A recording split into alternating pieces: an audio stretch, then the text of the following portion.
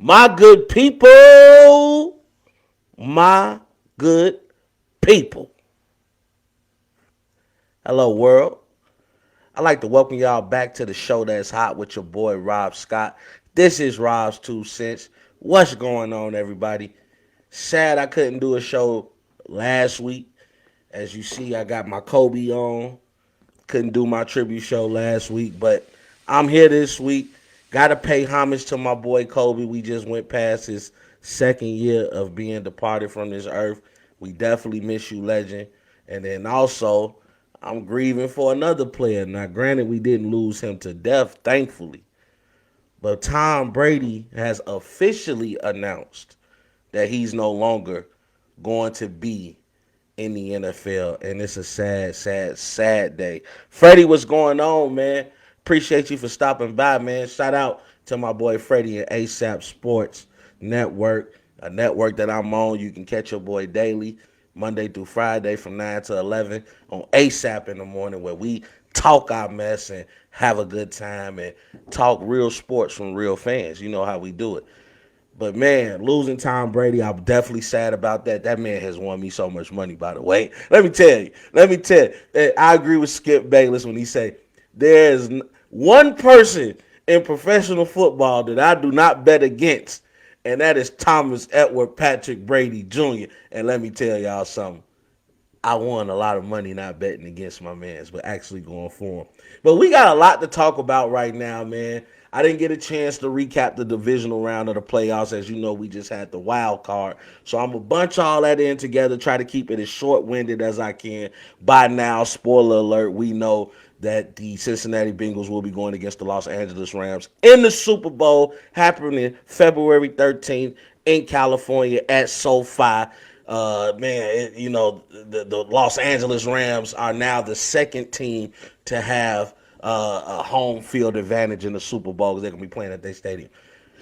By the way, Brian Flores, former coach from the Miami Dolphins, has a huge lawsuit against the NFL and three of his teams. I'm going to go into detail on that. Also, not to mention, the All-Star starters have been chosen. I'm going to tell you what starters were named to what conference. It's going to be a great All-Star game.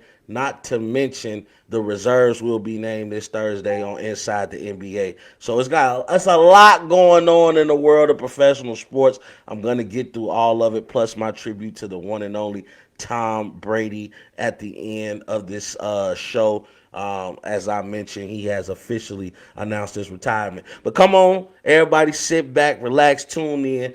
Join in for the hottest sports conversation in the nation. This is your boy Rob, baby. Let's talk that talk. And I got to start off with the NFL divisional round of the playoffs. As I said, I didn't do my show last week. So I am doing my recap of what happened in the divisional round. And we got to start off with the first game. That would be the Cincinnati Bengals versus the Tennessee Titans. We know that the Titans was coming off a bye week as they were the number one seed in the AFC conference. That number one seed has the right to not play any games until the divisional round. With that extra little bit of rest, they were able to bring back Derrick Henry, who I believe they lost in week 8 due to a a Jones fracture in his foot. So that took him out for the season, but he was able to come back postseason. And he gave you a little bit of production in that game. If we look at the Titans side of the ball, Derrick Henry gave you 20 carries. Now, granted, the man just came back from surgery, and already the Tennessee Titans were trying to run that man into the ground. I mean, that's not what you want to do to a person that is his main job consists of running the ball, and he just came off a major foot surgery. 20 carries for 62 yards. He was the only person to score a touchdown for the Tennessee Titans. Regardless of what's going on, we know he's the ultimate workhorse. He will get the job done. And that defense came and showed up. They only allowed the Cincinnati Bengals to score 19 points. You got to show much love to the to the Tennessee Titans defense. And we knew that Ryan Tannehill was not a quarterback you can really trust. Now, I've had conversations, as I mentioned, I'm on ASAP in the morning from 9 to 11, Monday through Fridays. And we had a conversation, and one of the guys in the group, I won't mention your name, but he said Ryan Tannehill is a top 10 quarterback. And I said, What you talking about, bro? We talking about Ryan Tannehill? Nah, it was just an aberration.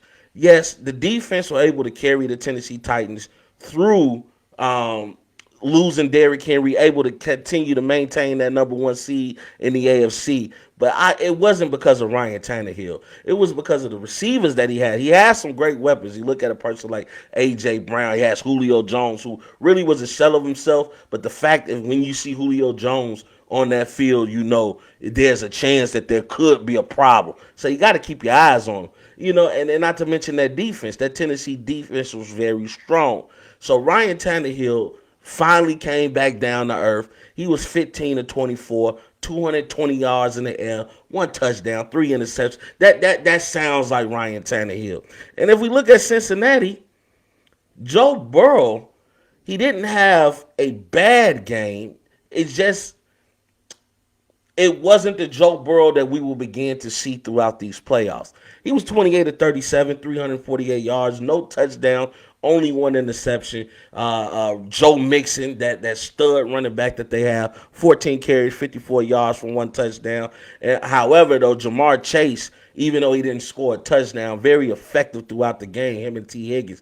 He had 5 receptions for 109 yards. T. Higgins, 7 receptions for 96 yards. But one thing I will give to Joe Burrow is that boy is tough. And because the Tennessee Titans were able to sack him 9 times. They got to the quarterback 9 times.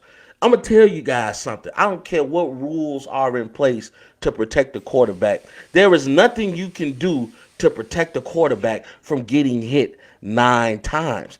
And for him to still not really turn the ball over, to be able to hold on to the ball, just showed you how strong this kid is. And I told people, if you guys don't remember, I'm from Chicago. Most of you guys know because you're my Facebook friends, but people who don't know me, I'm from Chicago, Illinois. Everybody know I'm a ride or die with the Chicago Bears. You're always gonna go for your home team. That's just how you do. And there was a game against the Bears when the Cincinnati Bengals came and played us. Joe Burrow threw 3 consecutive interceptions. Now, most young quarterbacks, mind you, Joe Burrow, I believe he's in his second year. He was hurt. Yeah, he was injured his first year. So he's in his second year. Most quarterbacks will crumble under that pressure. He still end up making it a game. And I told people then, okay, that kid got some toughness. A lot of people trying to compare him to the Tom Brady. A lot of people trying to have the "I told you so" moments. I'm not gonna sit up here and lie to you. What he's doing right now, I did not see coming so quickly. I knew he was going to be a top-notch quarterback because he showed me some stuff. But for him to take his team to the Super Bowl is amazing. But he showed me some stuff in that Bears game, and he continues to play like a top-tier quarterback, even though he's only in his second year. And not to mention, he got a nuclear weapon over there in Jamar Chase. Jamar Chase, a player who was known for dropping ball earlier in his career. He's been able to get that problem together and become one of the top premier receivers in this league. Cincinnati Bengals, your winner against the Tennessee Titans in the divisional round, 19-16. And then we get to our second game of the day. We had the San Francisco 49ers versus the Green Bay Packers. And this was a game I could not wait to see. Mike, what's going on, my brother? Chicago, another Chicago brother, man. That's my guy. One of the guys you can check on ASAP in the morning, baby. But I love this game because I told you guys I'm from Chicago.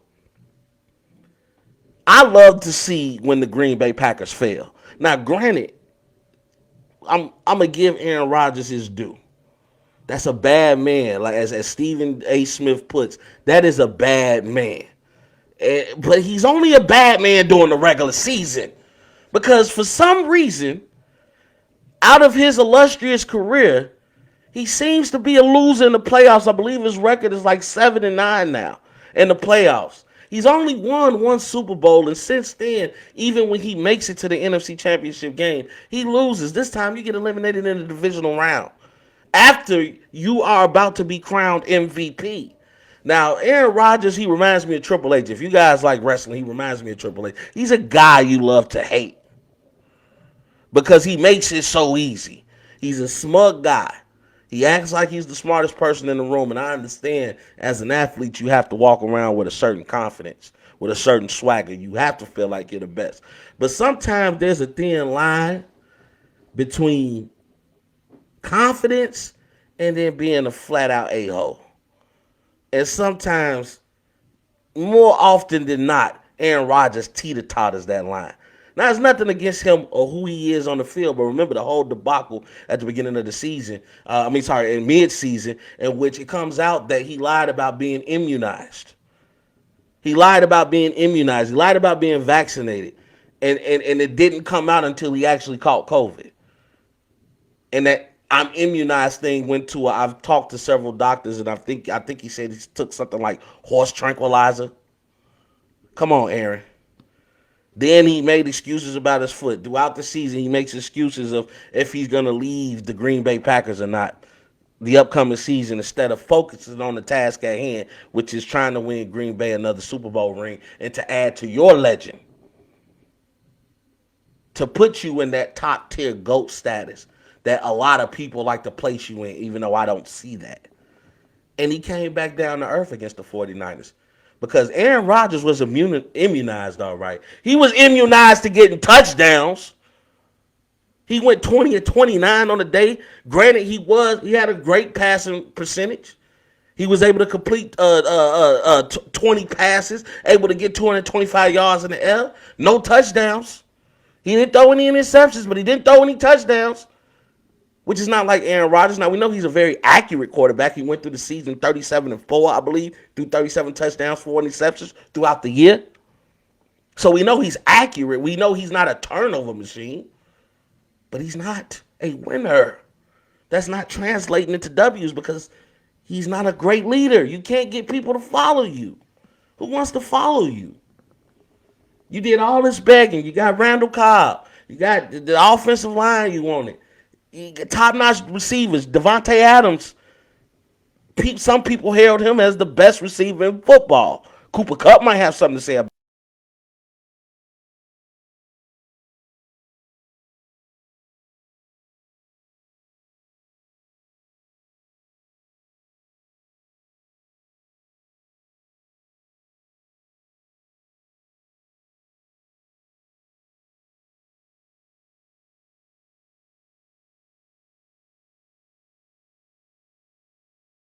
'He's not able to get anything in the end zone. And then on the 49ers side of the ball, Jimmy Garoppolo, who's the ultimate game manager, another person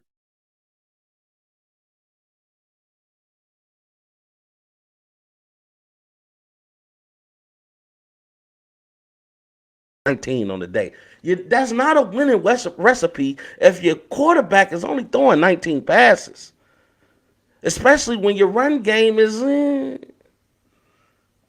Debo does a lot. Sometimes teams can figure that out. Hint, the Rams did.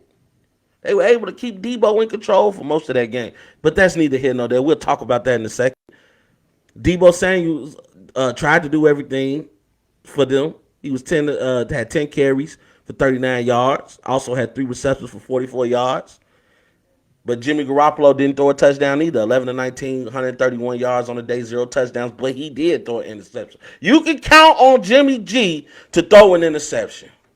If you can't count on anything else, you can count on him to turn over the ball at least once. Just for lucky for him, he didn't turn over the ball at an inopportune time because Green Bay couldn't do any better either. Final score 13-10. Let's move on to the next game.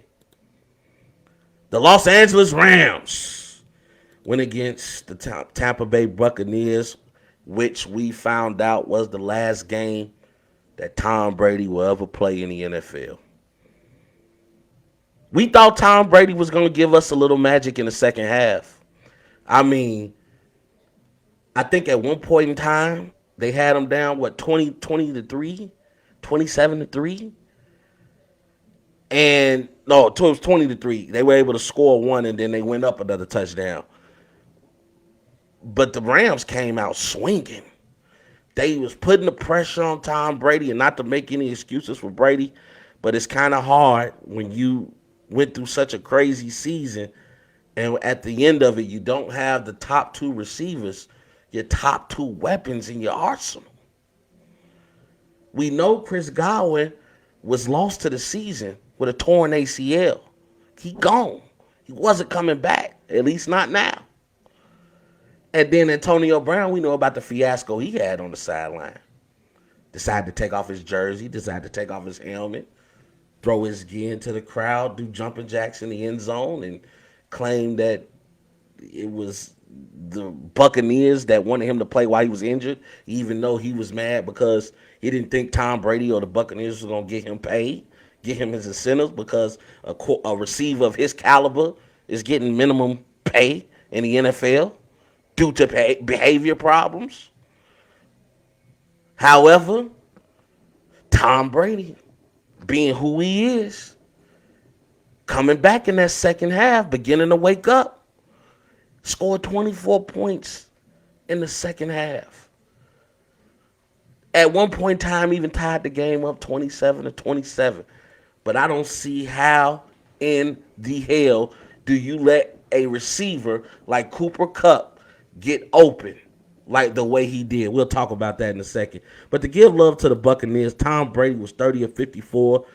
Run game didn't help him out at all. That's a lot to ask of your quarterback to throw 54 times in one game. And we know Tom Brady was throwing a lot this whole season, considering the fact that even with their run game, they use a pass game to get that started. He had 329 yards on the day, one touchdown, one interception.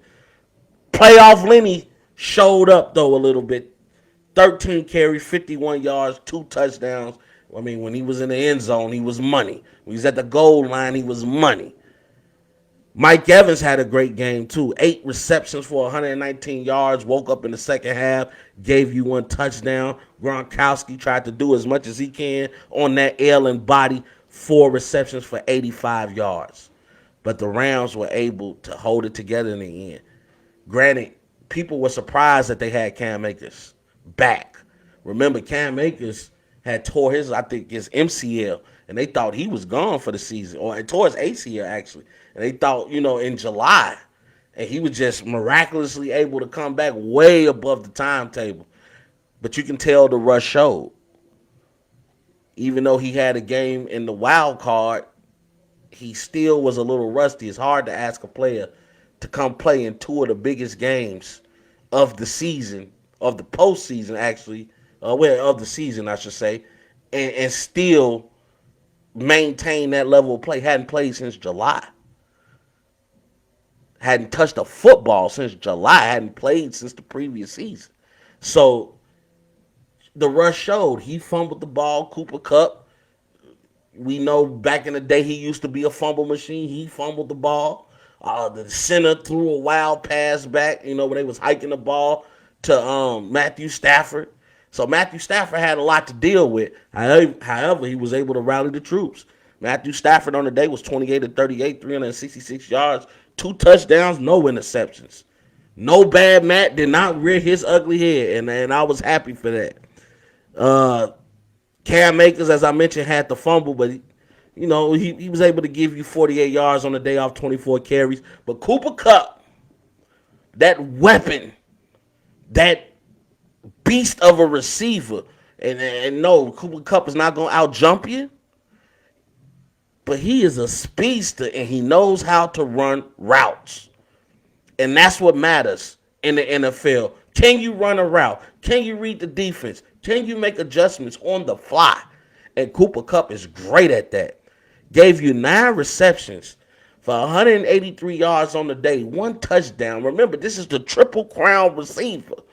In order to get that title, you have to lead the league in reception touchdowns, yards after the reception, or reception yards, and then also in receptions and catches. And he led out of all receivers in the NFL, he led everybody in those 3 categories. Triple Crown receiver. Almost had a 2,000-yard reception year. And 14 touchdowns. Cooper Kupp is a monster. And he showed it. Not only did he have his stat line of 9 catches for 183 yards and 1 touchdown, he also had the 2 biggest catches in overtime. I mean, in the fourth. in the fourth quarter, I should say. I don't see how you let that man get open. And I know Todd Bowles was supposed to be throwing a blitz, but nobody, everybody didn't get that memo on the Tampa Bay Buccaneers. Cooper Kupp able to give Winfield a nice little shake and bake. Gets open down the field, leads to the field goal. The Rams, your winners, 30-27 after Tom Brady showed some magic in that second half, man. And if you're gonna go out, that's how you go out. A warrior should go out on his shield, and Tom Brady can go out holding his head high, knowing, you know, I almost got you, Matt. What a great game, Dustin. What's going on, my brother?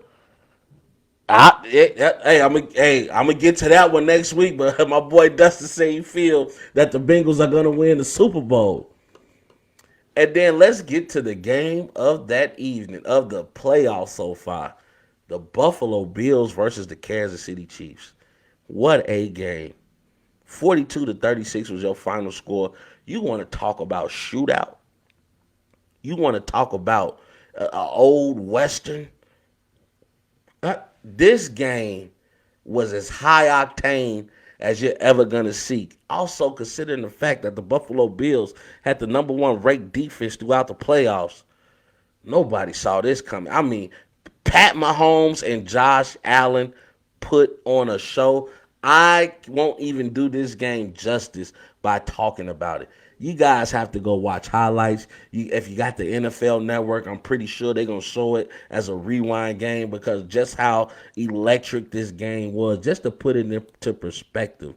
They combined for 25 points in the final 2 minutes of the fourth quarter.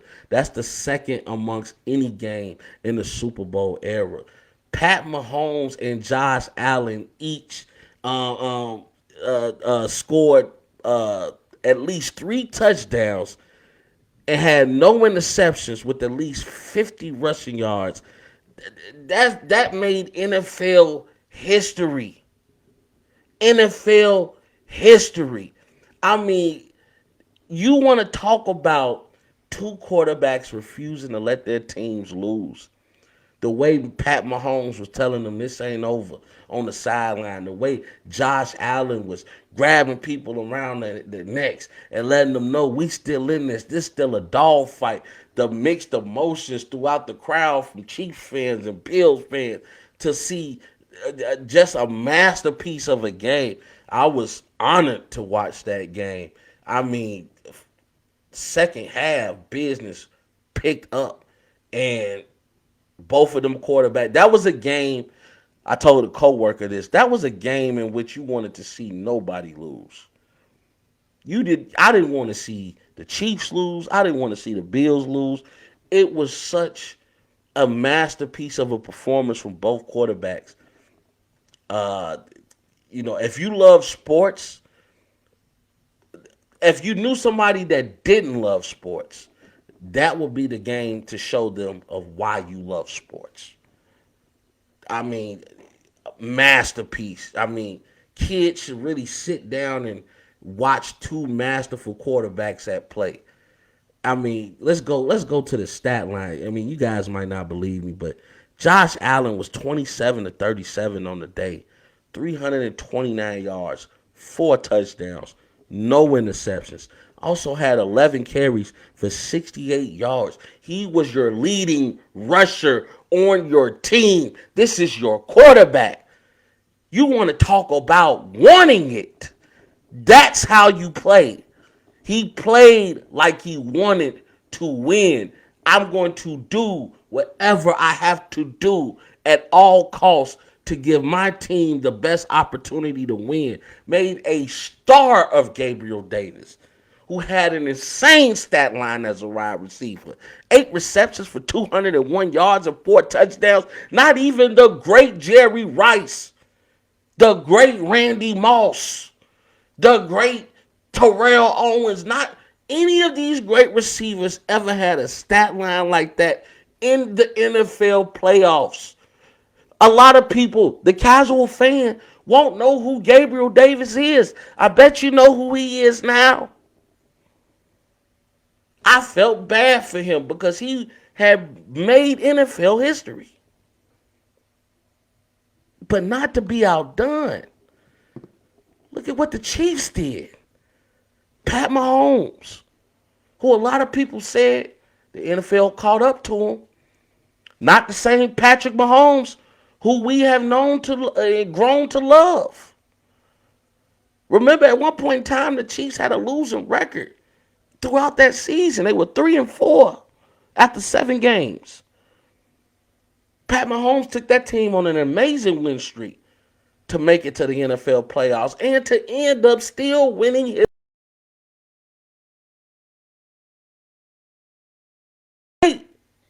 mess up here and there, take chances that he don't need to take, but that's what makes him Pat Mahomes. 33 or 44 on the day, 378 yards and 3 touchdowns, no interceptions. Also, 7 carries for 69 yards, 1 touchdown. Your leading rusher was your quarterback. And his name wasn't Lamar Jackson.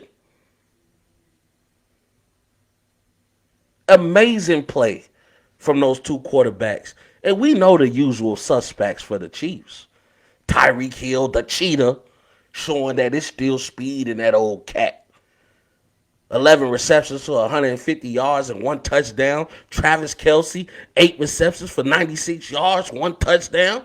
We know the usual suspects for the Chiefs. But sometimes that can come back to bite you. Ask Aaron Rodgers, who tried to force feed Devontae Adams. We'll get into more of that in a second. But the Chiefs able to win it in overtime. I mean, both teams was ecstatic in the fourth quarter. Couldn't be decided in the regulation. Ended up 36-36. Now, a lot of people talking about in this coin toss, they wanted to see it gone away from the NFL. Hey, I like the coin toss. If I get the ball first, you got to stop me. It's on your defense to make a stand. And if I get the ball first, it's on me to score on you. More than a field goal. We need a touchdown to win. Now, you know how overtime works. Whoever gets the ball first touchdown wins. If both teams get possession of the ball and neither team scores a touchdown. Well, actually, after the first team, honestly, if the first team don't score a touchdown, then you have a right as the second team to either win by that field goal or keep the game going by kicking a field goal. So, Chiefs were able to get the ball first. They picked, I think the Bills picked tails. Chiefs won. Everybody made a debacle. Oh, you should pick heads. You don't know how it go in a coin flip, okay? That was the stupidest argument I ever heard in my life.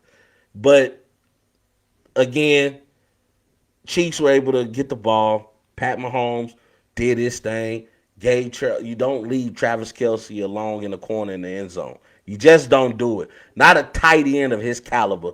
As I mentioned, Travis Kelce is one of those tight ends. By the time his career is finished, you're gonna have to mention his names with the Tony Gonzalez, with the Antonio Gates, with the Rob Gronkowskis of the world, with the Shannon Sharps of the world. You're gonna have to put his name right up there, and he's gonna create a huge legend for himself. The boy is that good.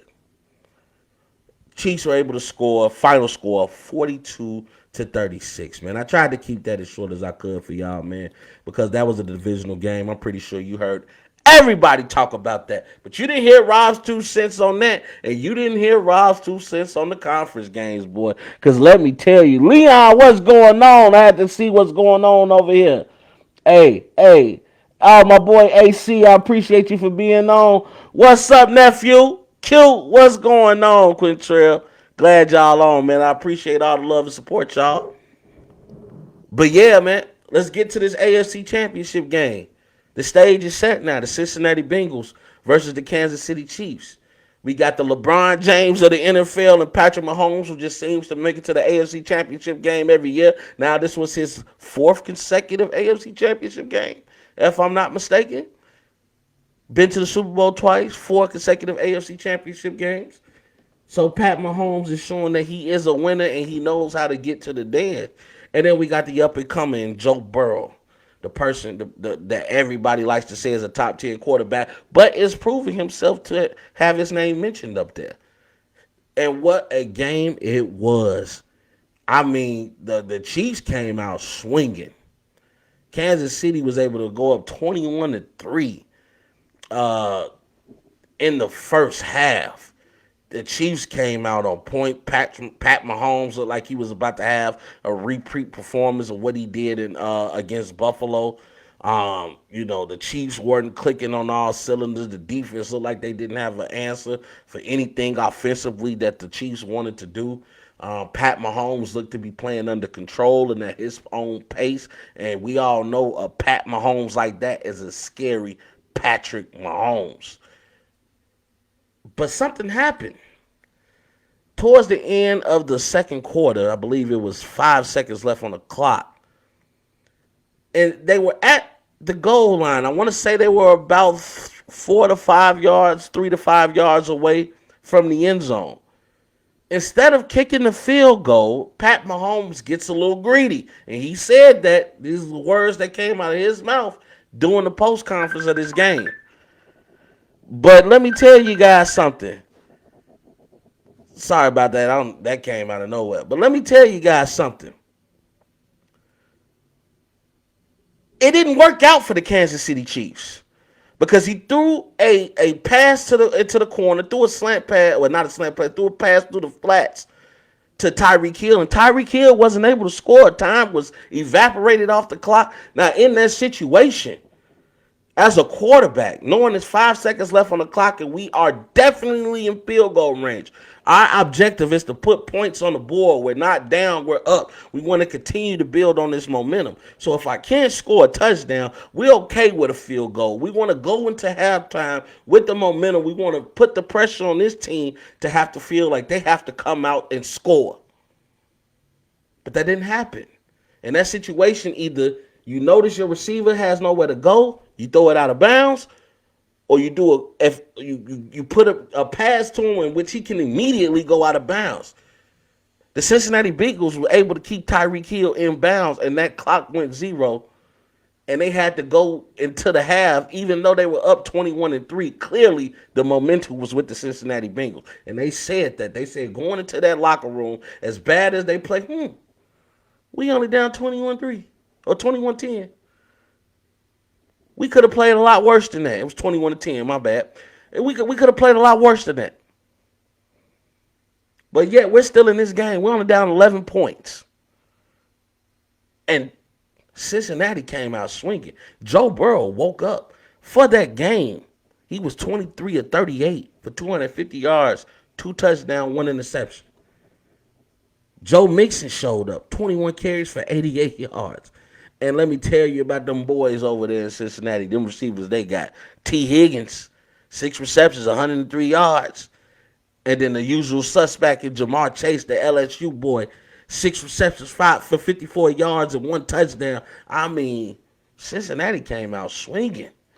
And the problem was, with Cincinnati playing so good now, they put the pressure on Pat Mahomes to think that he has to do magic in order to keep the Chiefs in the lead. And he began to play very sloppy. He began to look for the deep ball too much and too often. He was dinking and dunking that first half. And now he's trying to really push the ball down the field to put points on the board. And it turned up to work against him. Because he would throw 2 interceptions, 1 costly interception in overtime. As they were going to overtime 24-24. Pat Mahomes get the ball first off a tails call this time, right? Dumb argument. But he throws an interception thinking he has to push the ball downfield. Pat, you're in control. You have a whole quarter.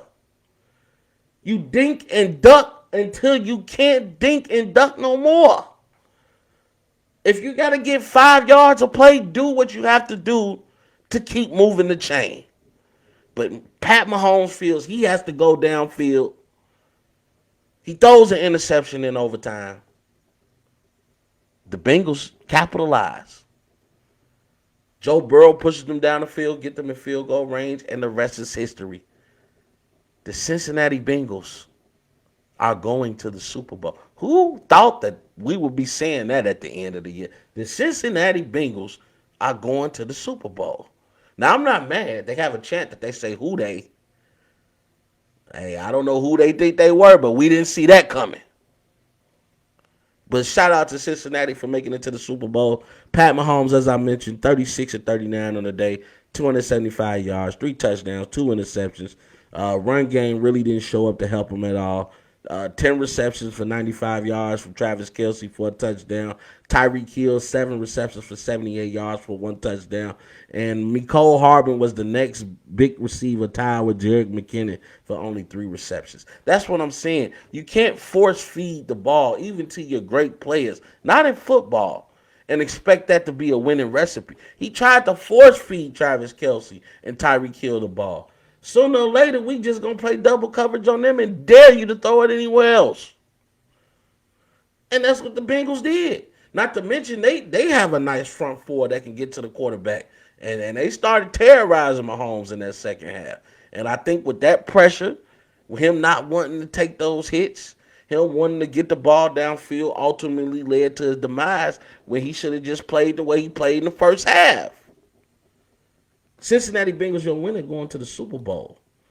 And then a game who we all have marked because we knew this was going to be a defensive showcase. We know about what the Rams defense can do. We know about Aaron Donald, Von Miller, Jalen Ramsey, Leonard Floyd. We know about what them boys can do on defense. But we also know about what San Francisco can do on defense. And they got some killers over there, just beastie of players. That front four, they get to players. They make it so everybody will agree that the secondary of the San Francisco 49ers, they are not top notch. But the fact that they can double team a lot of players because they don't have to send blitzes to put pressure on the quarterback because they have so much trust in that front four, it covers those mistakes that secondary does. But when you look at players like Nick Bosa, Fred Warner, players that get after it with the San Francisco 49ers, it's hard to deny how great of a defense this is. I mean, this is a defense that pretty much shut out Aaron Rodgers, did not allow him to score a touchdown. We're talking about a guy that went 37-4 in the regular season and is about to be crowned your MVP of the regular season in the NFL. That team stopped that guy. So we knew Matthew Stafford had a day ahead of him. But Matthew Stafford has something that a lot of quarterbacks don't have. He got a Cooper Kupp. He got a top receiver. He got a receiver in Cooper Kupp that's going to do whatever it is to get open and to get the job done. The man almost had 150 yards catching on the day, 11 receptions for 142 yards, 2 touchdowns. Cooper Kupp showing why he was crowned the Triple Crown receiver of this past season. Showing you why he is more than just the best slot receiver in football. He is one of the best receivers in football. Cooper Kupp wants y'all to put some respect on his name. And that's respect with a speck. Matthew Stafford showing up when it counts. Something we did not see in Detroit. And now we can honestly say, yeah, okay. You couldn't do anything with Detroit. Matthew Stafford made a name for himself this year. We're talking about a guy who for 12 seasons had only been to the playoffs 3 times and didn't have a victory. And now all of a sudden, he's on a Super Bowl run. Matthew Stafford, 31 of 45 on the day for 337 yards, 2 touchdowns. He did throw a pick, but that was early in the game. Not a pick that threw away the game. Matthew Stafford did not throw away the game. And this is what the Rams paid all this money for. This is what the Rams went and gave all those draft picks for to Detroit and gave them Jared Goff. They said, we want Mac. He can make the passes that Jared Goff couldn't make. Even though, granted, Jared Goff got you to a Super Bowl, but what happened? You lost to the Patriots when Tom Brady probably had his worst game of any Super Bowl he's played. and you still couldn't get the job done. Matthew Stafford, like, well, I eliminated Tom. Guess I'll eliminate Jimmy G. Keep it in the family. Remember, Jimmy G sat behind Tom Brady all those years in New England. Guess it didn't rub off on him like Brett Favre rubbed off on Aaron Rodgers. And I was just so happy for not only Matthew Stafford and Cooper Kupp, but for Odell Beckham Jr.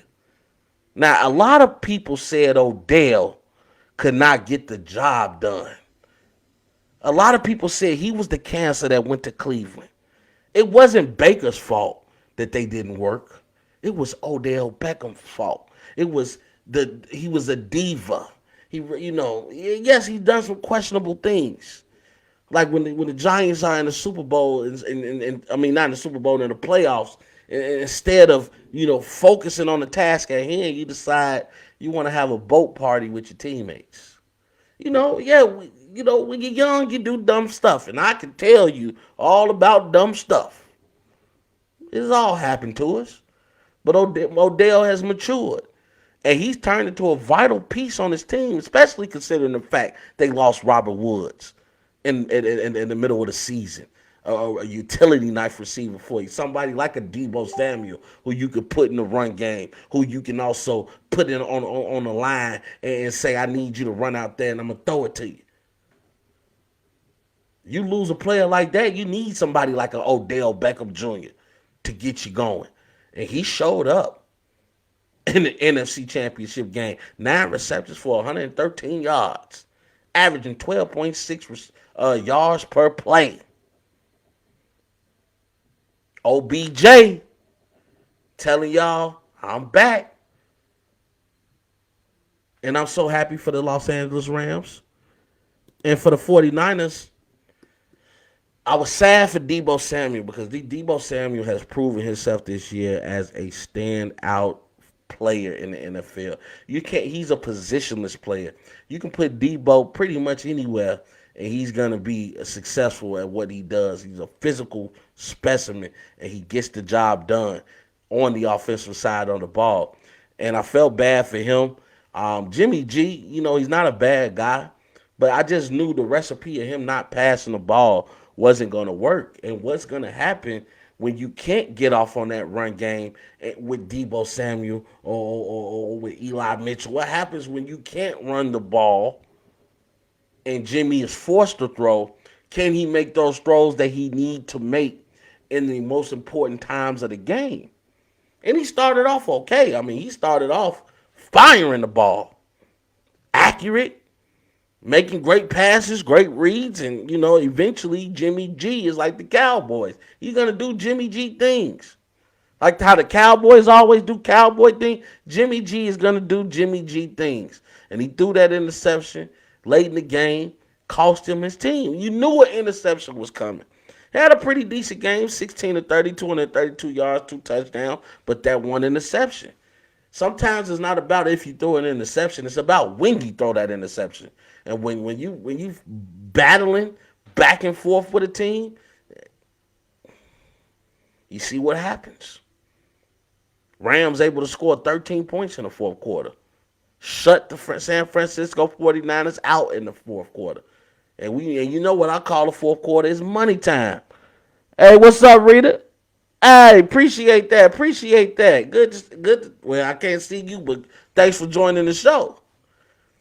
But yeah, the 49ers wasn't able to get the job done. Deebo Samuel had a great game. Even though he was only 7 carries and 26 yards running, he then turns into your receiver, the ultimate utility knife. 4 receptions for 72 yards and 1 reception touchdown. Doing everything he can to try to get this team to W. And it was just too much of the Los Angeles Rams. So now the stage is set, ladies and gentlemen. We know who's going to be at the big dance.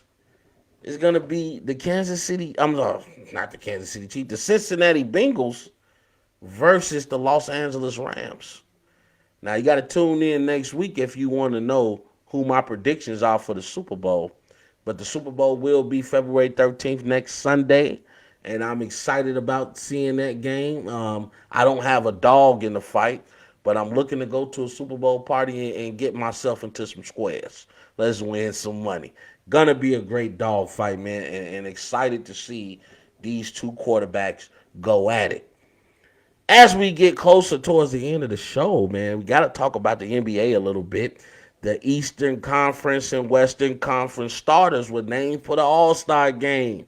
For the Eastern Conference, you got Kevin Durant, who was the leading vote getter in the Eastern Conference, so he's going to be the captain. However, we know that Kevin Durant now has a sprained knee, and that knee might keep him out of the All-Star game. I believe this will be the second All-Star game he's missed consecutively.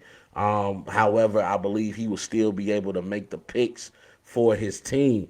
Followed in that front court with him, you will have Giannis Antetokounmpo, the Greek freak, the reigning Finals MVP, the reigning NBA champion. We know what Giannis can do. That spot is well deserved. Giannis has been looking focused this year, looking like he's quietly trying to get Milwaukee back to the NBA Finals. I don't know. It's looking tough in the East right now, but we know what Giannis can do. And when that team gets fully healthy, I mean, bringing Brook Lopez back, they're still going to be one of those tougher teams in the Eastern Conference. You got Joel Embiid, who's been on a tear. Got his team right now in second place in the Eastern Conference, just a game behind the Chicago Bulls. Right now, in the MVP running with him and Nicholas Jokic and DeMar DeRozan and Ja Morant. I mean, those guys have been playing, and Joel Embiid is proving that he has possibly the best center in the NBA. As I mentioned, we know the whole fiasco with Ben Simmons not wanting to play in Philadelphia. And Joel Embiid say, no Ben, no problem. Get rid of him. Good riddance. We don't need you. And don't let the door hit you on the way out. Has really stepped up for his team this year and showing his ability to score at all facets of the game, from the 3-point line, from that mid range, banging down low and showing that he still is a 7 feet monster. Don't let the shooting fool you. Joel Embiid doing his thing. And in the front court for the East, we got Trae Young. We know right now the Atlanta Hawks surprised everybody last year doing what they did, getting his team to the Eastern Conference Finals, beating the 76ers in that second round. Actually, it's the Atlanta Hawks. The reason why Ben Simmons is no longer in Philly, we know what happened with him not wanting to take the shot and dunk on a Trae Young, instead opting to pass the ball, and the rest was history. What's up, Auntie? I appreciate you for being on here. Love you too. But you know, Trae Young still got his Hawks. They haven't done too well this season. They're in 10th place right now. I believe they just came off a 7-game win streak. However, they do have a losing record of 24-26, 2 games under 500. But right now, if the regular season ended today, the Atlanta Hawks would qualify to get in the play-in tournament. So I guess you got to look at the glass half full instead of half empty. And to round it out, the Bulls finally have an NBA All-Star and a starter on the NBA All-Star roster. And DeMar DeRozan. This hasn't happened since Derrick Rose. We know what DeMar DeRozan has meant to this city. Uh, uh, a new buzz in the air. It's a new excitement in the air when you talk about the Chicago Bulls, what him and Zach LaVine has been able to do. Seeing the advanced play, Alonzo Ball, and bringing in Alex Caruso with championship experience, and DeMar DeRozan leading the charge. I mean, this man made NBA history by being the first player to hit game-winning threes on consecutive nights. I mean, in back-to-back games, DeMar DeRozan showing he is absolutely a monster, has the nickname of Debo, and he has been proving that by Debo and wins from teams. And the Bulls right now are number one in the Eastern Conference, and we have faced a plethora of injuries, losing Caruso yet again after a dirty play by Grayson Allen. And, even though I gave Giannis such a high praise, I've kind of lost a little bit of respect for the Milwaukee organization. Losing Derrick Jones Jr., he has a knee sprain. He's gone for 4 to 6 weeks. Lonzo Ball had to have surgery. He's gone 4 to 6 weeks. We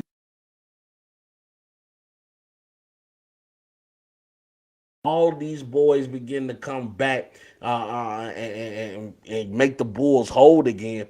But I'm loving the Bulls with the next man up mentality. We just got Zach LaVine back not too long ago for injury, so it's good to have our two scorers in DeRozan and LaVine on the court. And LaVine, I do see being named as an Eastern Conference reserve. I believe he should have been the starter over Trey Young, but you know how popular opinion goes. I'm just a man with a microphone. But DeMar DeRozan has been doing his thing, and as I mentioned, he's in the MVP conversation. Again, the Bulls are number one in the Eastern Conference. And then we go to the Western Conference. Of course, we know the usual suspect who led all NBA stars and All Star votes. That is the King, LeBron James, aka GM Bron. Which I don't know how long he's gonna keep that position, considering the fact he's the one that put the team together with the Los Angeles Lakers. And the Lakers, they've been woefully bad this season. Right now in ninth place in the Western Conference, 3 games under 500 with a record of 24 and 27. And we know about the trials and tribulations they faced against face having Russell Westbrook on that team. Not to mention, even though LeBron has been playing so great, he's been out now with some knee soreness, and there's questions on if he's gonna play in the All Star game. But LeBron has been LeBron, and I just want to stop and give this man his flowers. Even though I'm not the biggest LeBron James fan, you cannot deny greatness.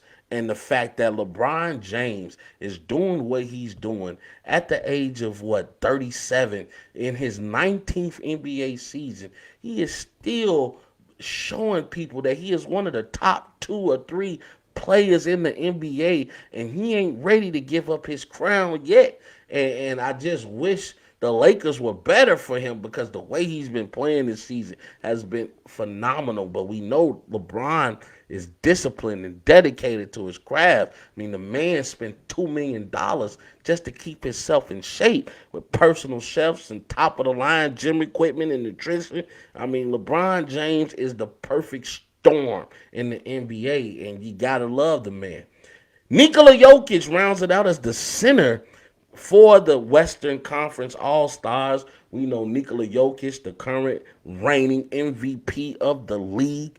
Nikola Jokic almost averaging a triple-double, doing everything for his team right now by himself. His partner in crime in Jamal Murray has been injured since last year with a torn ACL. He's supposed to be coming back hopefully within the next couple of weeks, more than likely after the All-Star break, and that's going to take a lot out of a lot of pressure off Joker's shoulders. However, for what he's done this NBA season, keeping the Denver Nuggets, fighting right now. They're in 6th place in the Western Conference. They're out of play-in contention. So if the season ended today, they'll be right in the playoffs. They'll be able to, wait on who they're gonna see, which will probably be the Memphis Grizzlies if the season ended today. But Nikola Jokic, that man is a monster, and shout out to him and Joel Embiid for being Eastern Conference and Western Conference Players of the Month for the month of January, and they has truly brought back the center position in the NBA. And first time All-Star participant, Andrew Wiggins of the Golden State Warriors is a starter in the NBA All-Star game. And, this was a shocker to everybody. Most people wanted Luka or Devin Booker to, get that position. Unfortunately, they are not considered forwards. They are considered shooting or guards, so they were not eligible to be in that pool that Wiggins was in. And if you want to be honest, besides LeBron James, yes, Andrew Wiggins is probably the best small forward in the Western Conference. I can't think of anybody who's better than him that's considered a forward. I mean, you yeah, I'm looking at the teams now, and out of the top 10 teams, I don't see anybody besides LeBron James or Kawhi Leonard. I have to say Kawhi Leonard, but we know Kawhi hasn't played any games this season. That's a better forward than Andrew Wiggins, and he deserved the spot. Golden State is number 2 in the Western Conference, and he has been a huge contributor to that team. They haven't had Clay all season. Clay just got back. So, the help that he's been able to provide to Steph Curry, along with Jordan Poole, along with a Damian Lee, along with a Gary Payton the second, a JTA, Juan Toscano Anderson, it's been amazing to see the Warriors bring back that team concept of basketball, and Andrew Wiggins has been a standout in that lineup. You have to give credit what credit is due, and I am proud of Andrew Wiggins. Shout out to him. And to round it out in the front court, you got Stephen Curry, also of the Golden State Warriors, as I mentioned. Golden State Warriors are number 2 in the Western Conference. Steph Curry, at the beginning of the season, was considered a top MVP candidate. He's been in a little bit of a shooting slump, but we know the mark he landed this year, becoming the best 3-point shooter to ever grace the presence of an NBA court, getting the 3-point record over Ray Allen, and now he has made the most 3-pointers of anybody in NBA history, and that record is still growing. As I mentioned, he's been in a shooting slump, and Steph, you're my favorite player. I said when the great Kobe Bryant retired that you were going to be my favorite player, and indeed you are, and I'm going to call it how I see it. You need to play better, Steph, but for the most part, Steph has done what he had to do to keep this team atop in the Western Conference. He's number 2 right now, right under Phoenix, and not to mention he just went for 40 a couple nights ago. So, we know Steph can go nuclear. And then shout out to Ja Morant, another first-time All-Star participant, and being a starter in the NBA All-Star game for the Western Conference. Got his Memphis Grizzlies in 3rd place. Ja's been playing out of his mind. I call him the closer. He's been closing games for that Memphis Grizzlies team. And now, granted, even though Memphis was 11-2 without him when he was dealing with a little bit of injury and COVID, Ja Morant has shown he is a true leader of that team, and they rally for Ja. They fight for Ja, and he fights for them. And Ja Morant has had a hell of a season so far. And as I mentioned, he's in the MVP discussion. I think he's giving you 26 to 27 points a night. So Ja Morant, this was not a knock on anybody else, but he has been one of the better guards in the Western Conference. Now, those are your starters. As I just mentioned, they will be naming the reserves this Thursday on Inside the NBA. So, I'll bring you guys that information next week. But it's no slight to Devin Booker.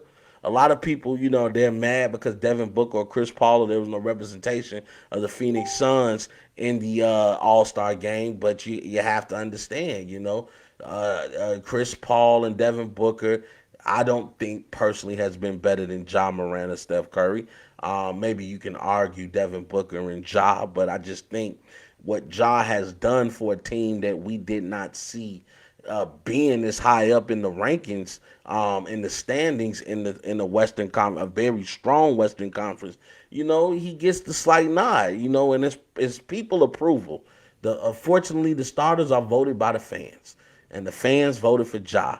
And we know with Ja, we're going to see some spectacular dunks in this All-Star game. I am excited. I cannot wait to watch this game. This game will happen February. No, I'm sorry. The draft will happen on February 20th. And I can't wait to see that. No, the game will happen on February 20th. The draft is going to be happening, I believe, next Thursday. So I'm definitely excited about that. Can't wait to see who picks who. Is going to be a great all-star game. As you guys know, the whole East versus West thing is no longer a thing in an all-star game. You have both the all-star captains, which are the leading vote getters in the game, and they get to choose from that pool of all-star players in that roster to fill their roster. And I can't wait to see it. You might see LeBron and the Steph Curry playing together. You might see a KD and a Devin Booker playing together. It's gonna be some exciting play. As you know, the NBA probably has the best all-star game out of all the sports companies out here. These big conglomerates like the NFL, NHL, MLB. The NBA definitely rises to the occasion for that all-star game. So I'm excited about that. Also in news, Washington football team no longer will be going by the Washington football team. They have finally chosen a name. Remember, they had to get away from the I forgot their name. Oh, the Washington Redskins. Which was a derogatory term to our Native American brothers and sisters. So Washington changed their name to the Washington football team until they can come up with a name for their team. And they're now going to be called the Washington Commanders, paying homage to the military, especially because this is the football team of the nation's capital. So the Washington Commanders will now make their debut in the NFL in this upcoming season. To keep it on the NFL, thank you guys for bearing with me, but this is important news right here. Brian Flores, an ex-coach of the Miami Dolphins, has filed a lawsuit against the NFL and three teams. Those three teams being the Miami Dolphins, the New York Giants, and the Denver Broncos. And his lawsuit is of allegations of racial injustice in the NFL, discrimination in the NFL for the lack of black head coaches or GMs within the NFL. Now you have to remember the NFL is 70% black, and we only have one black head coach in the NFL right now, that being Coach Mike Tomlin, who coaches with the Pittsburgh Steelers. He was blessed enough to have Ben Roethlisberger. He's won the Super Bowl. He's never had a losing season. So to his credit, he has not been fired. But that is not the same case for other black coaches in the NFL. And Brian Flores looks to make the NFL atone for their racial discrimination against minorities in this league. Brian Flores accuses the NFL of not allowing minorities to thrive within that league, meaning that we have no black owners, we have almost no black head coaches, we almost have no black GMs. You know, the NFL decides to keep it within their race, which is impossible to believe because, as I mentioned, the NFL is made up of 70% black people. So I would assume safe to say that the NFL is more black than white. Shay, what's going on? Thanks for coming on, bestie. Appreciate the love. But Brian Flores has decided to stand up and say that enough is enough. Because his gripe with the Miami Dolphins is that, first of all, he was fired unjustly. He had a winning season. This team almost made it to the playoffs. And yet he was fired for nothing. Now, according to Brian Flores, he was fired due to multiple reasons. One reason, he's claiming that he was told to throw games and he was going to get compensated of $100,000 per game that he threw. When I say throw games, ladies and gentlemen, I'm talking about rigging games. They wanted their teams to tank to get higher draft picks to make them a better team. Brian Flores said that he refused to tank games, that he would not mess with the integrity of football. And he is right to do so. You already have a lot of people out here who bet, who's on FanDuel and DraftKings, who think that the NFL is rigged. And to have a head coach come out and say that an owner of a team, this team being the Miami Dolphins, said that we will pay you $100,000 per game that you lose, that we want you to make your team lose purposely? Sound like some of the conspiracy theories are true. Then he was told that he was supposed to meet his owner on a yacht for lunch.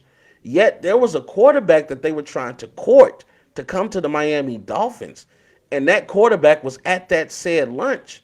When Brian Flores found out about this, he decided that he was going to leave, saying that he will not be known for tampering. You are not allowed to talk to players, court players. You are not allowed to do any of that before the off season, before the free agency market is open. If you do such things, that is known as tampering, and that could lead to fines and or firings. We all know you can't fire the owner of the team, and he knew that he would be the one to take the fall for that. So Brian Flores decided not to go up, and he thinks that he was fired because the Miami Dolphins organization looked at him as not a team player. Then he has a gripe with the New York Giants, as we know. If you guys haven't heard on the news, Coach Bill Belichick, who's the head coach of the New England Patriots, accidentally texts Brian Flores congratulations on getting the New York gig 3 days before he was set to interview for the New York Giants. Coach Flores, confused, knowing he hasn't interviewed for this team yet, texts Coach Bill Belichick back and said, "Are you sure I'm the right Brian you meant to send this to?" Bill Belichick said, "No, my bad."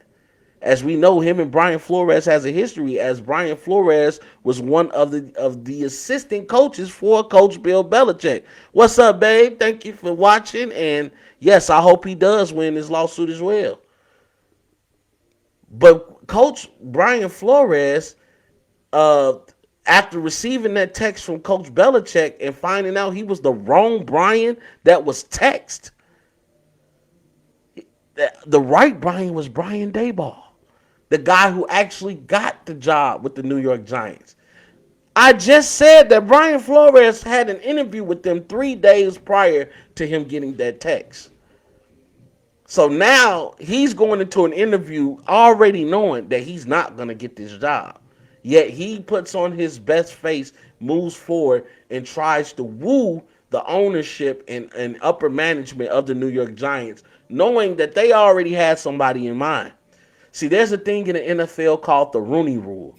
And what the Rooney Rule states is that a team has to interview at least two minorities outside of their coaching staff or outside of their organization for management jobs or coaching positions.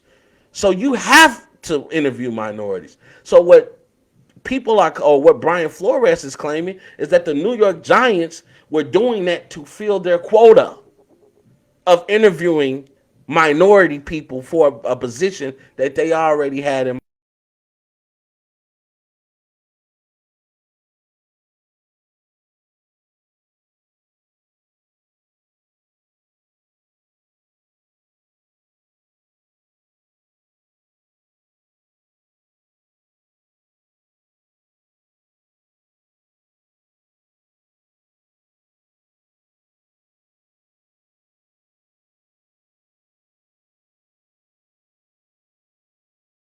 Of all time, and who at that time was general manager or president of operations for that team.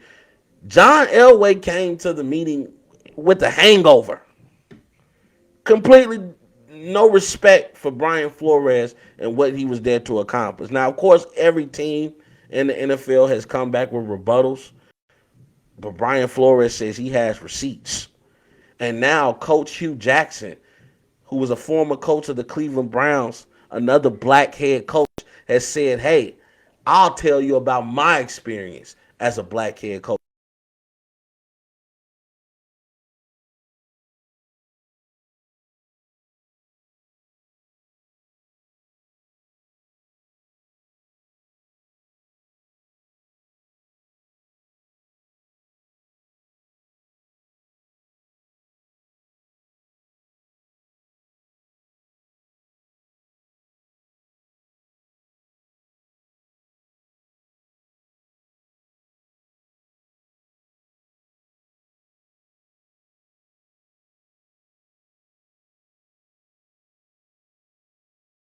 They'll throw Black Lives Matters on their helmets, but they don't think black people can lead these teams to glory.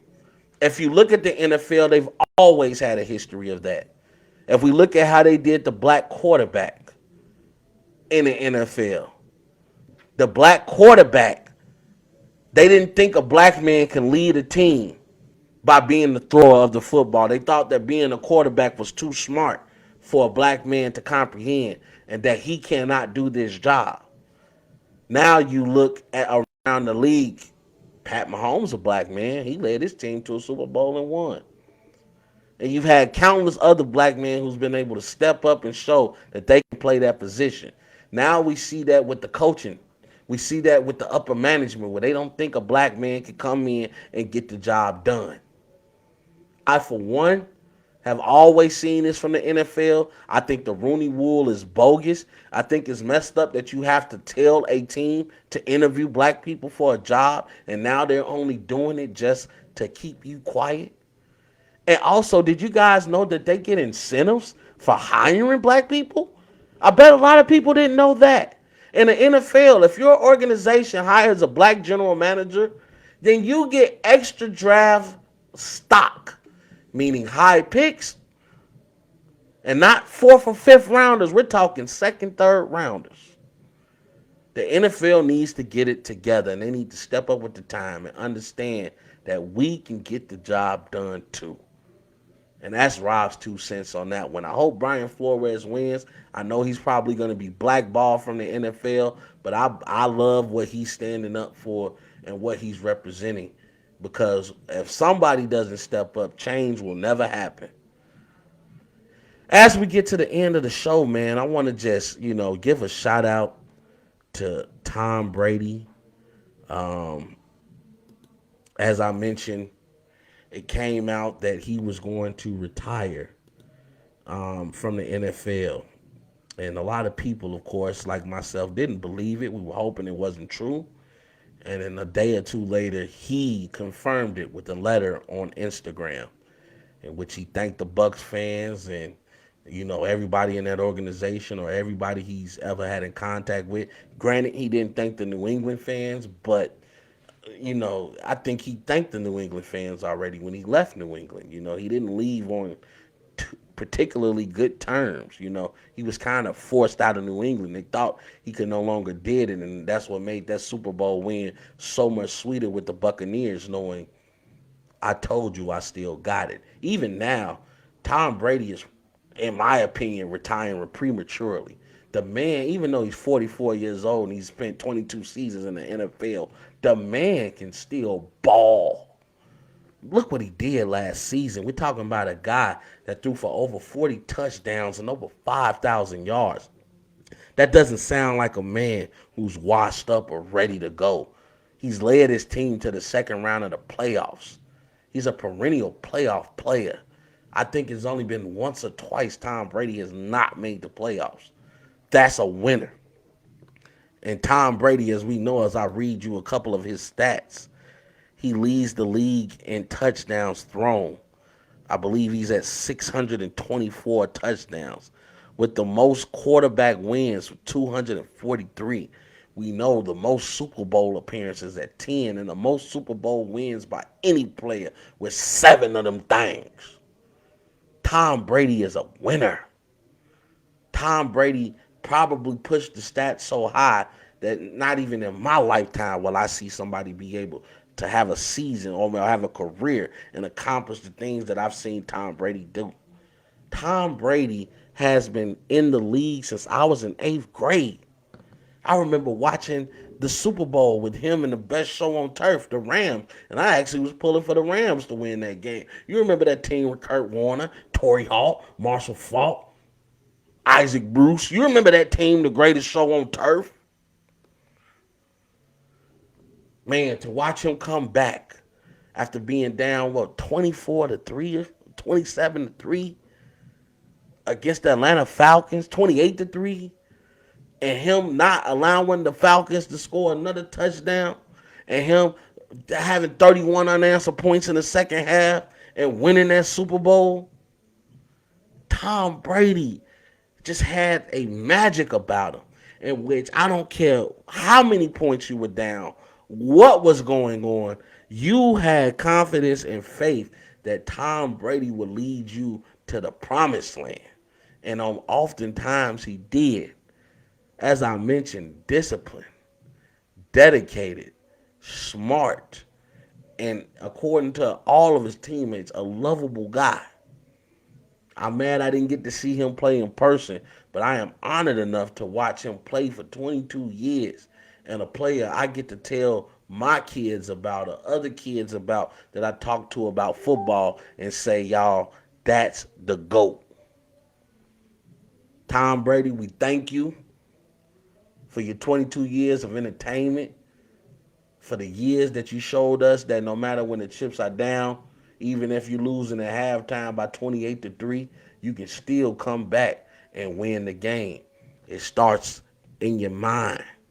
You have to mentally know you're better, and then you have to go out there and perform. Tom Brady, we thank you. And you, my friend, showed the Mamba mentality. Rest in peace to Kobe, Gigi, and all of those, innocent victims that were on that helicopter flight.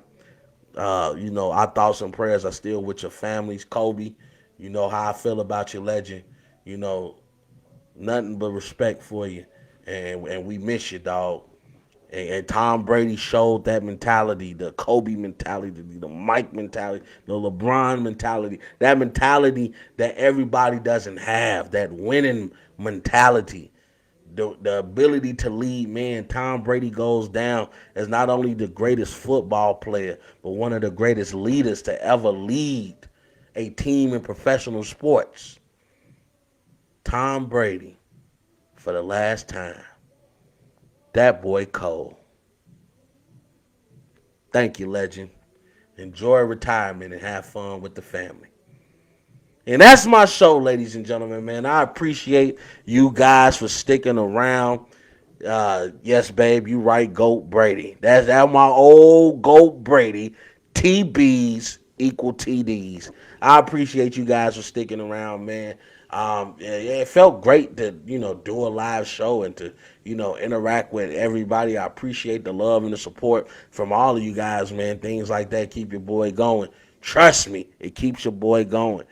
Make sure you guys catch this on YouTube, Spotify, iTunes. Coming soon to the Rewind Sports 60 Roku channel. Shout out, brother Jerry Rouse. I appreciate you.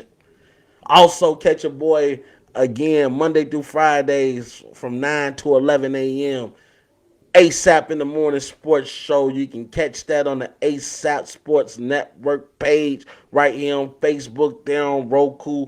They're everywhere. So shout out to them. Appreciate them for giving me a shot on that network, man. And make sure you guys continue to follow and support your boy, man. I am nothing without you guys.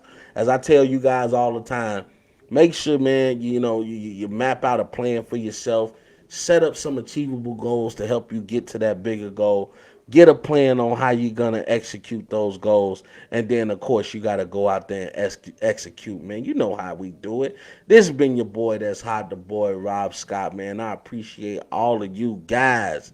And I hope you have a great one, and I hope you continue to be great. And you already know the slogan, baby. We gone! There's a bigger fight going on. There's a much bigger agenda than the streets. And I know sometimes it's hard to see that far in front of us. But we have to look past the illusions. Look past the delusions of grandeur. And look at the bigger picture. We need to become better versions of ourselves each and every day. Fight for what you believe in. Because if you stand for nothing, you'll fall for anything. We just getting started, baby. You guys know the slogan now. Hope you all have a great evening. And we gone.